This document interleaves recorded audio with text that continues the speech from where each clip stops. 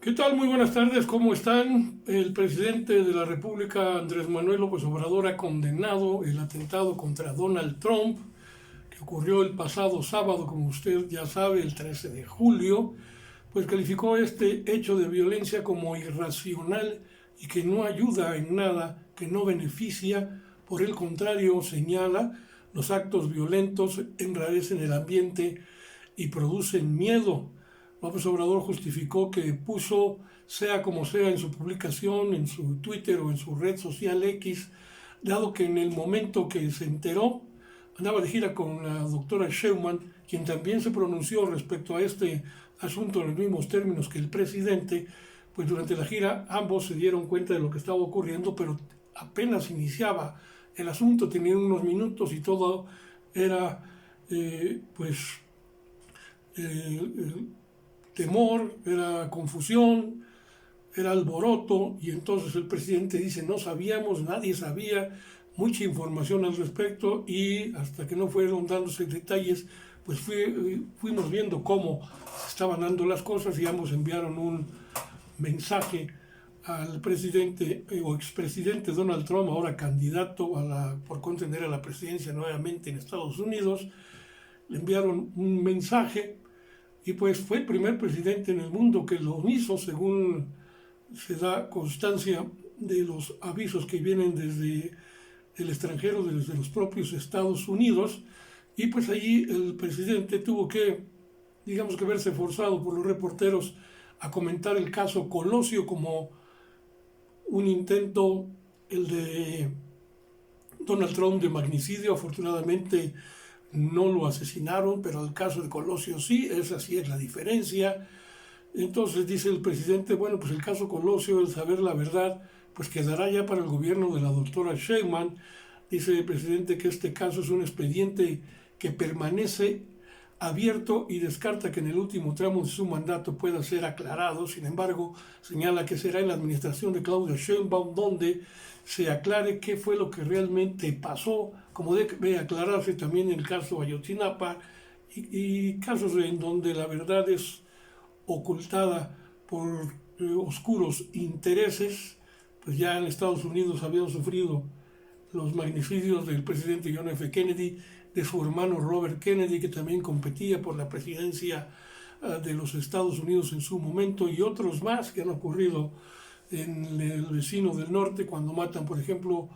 a dos extraordinarios luchadores sociales, luchadores por los derechos civiles y contra la segregación, como fueron Martin Luther King y Malcolm X. Y bueno, pues en el caso ya de México, sigue los cuestionamientos, siguen polarizando, no el presidente, no la 4T, no Claudio Sheinbaum, sino desde la derecha, siguen con la cantaleta de que el país está polarizado, y entonces AMLO dice, pues vamos a presumirle los datos que obtuvo Claudia Sheinbaum en el 2 de junio de este año, cuando ganó pues la presidencia, ya como presidenta electa ante Xochitl Gálvez. Ganó Claudia Sheinbaum en 31 de 32 estados en cuanto a la votación, la virtual presidenta de México en 31 de 32. Entonces dice el presidente que el discurso en torno a la polarización pues fue impulsado falsamente por la oposición en el país. No hubo tal polarización en las elecciones, en donde no ganó la presidenta electa, solo en Aguascalientes no ganó Claudia Sheinbaum. ¿Dónde está la polarización? Entonces dice el presidente, y desde luego que no pudo dejar de lado el tema de la Suprema Corte y de las reformas al Poder Judicial, porque pidió a los ministros de la Suprema Corte no tenerle miedo a la reforma al Poder Judicial, no deben tenerle miedo ni a la población. Señala que será decisión de los ministros si participan o no en las elecciones para renovar al Poder Judicial, pero indica que si no quisieran someterse a un sistema democrático, al escrutinio público, desde hace tiempo ya hubieran renunciado voluntariamente a sus cargos. Y luego les dice, no nos obliguen a leerles el artículo, refiriéndose al artículo de la Constitución, donde ante el amago de los integrantes del Poder Judicial de impedir la sobrerepresentación de Morena, el presidente López Obrador les recordó que la Constitución es muy clara, no es que un poder lo decida. Ahora, si como dicen los abogados, que no nos obliguen a leerles el artículo, expresó López Obrador en la mañanera, porque la Constitución establece que los plurinominales se distribuyen por partido, así lo dice la Constitución, pero la oposición, los conservadores, el PRIAN, quieren que no sea por partido, sino a su capricho, que sea por coalición. Pero si la Constitución establece que sea por partido, ¿por qué va a ser por coalición? Dice el presidente, pero hay otro elemento que a lo mejor no lo saben o no les han informado a los jueces, a los magistrados, a los ministros. Desde que se reformó la Constitución, siempre se ha distribuido el número de plurinominales de acuerdo a este principio constitucional. Recordó también, de paso, para explicarse, las elecciones intermedias del 21 y la del 2018, cuando fue electo presidente de la República, que fue bajo el mismo sistema. ¿Cómo lo van a querer cambiar ahora? Solo que reformaran ellos la Constitución, pero ya no pueden hacerlo.